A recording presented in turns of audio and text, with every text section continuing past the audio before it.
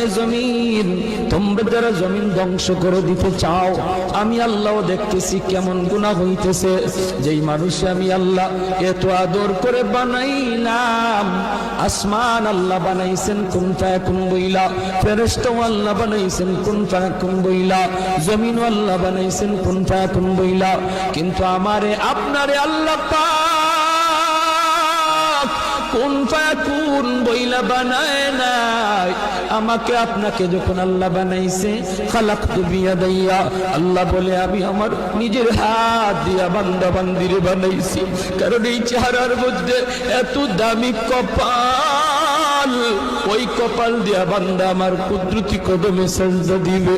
এই কপালটার এত দাম, এই কপাল কুন ফায়াকুন বললে হয় না, এই কপাল ফেরেশতাদের হাতে বানাইলেও হয় না, আমি আল্লাহ নিজের হাতে বানাইছি।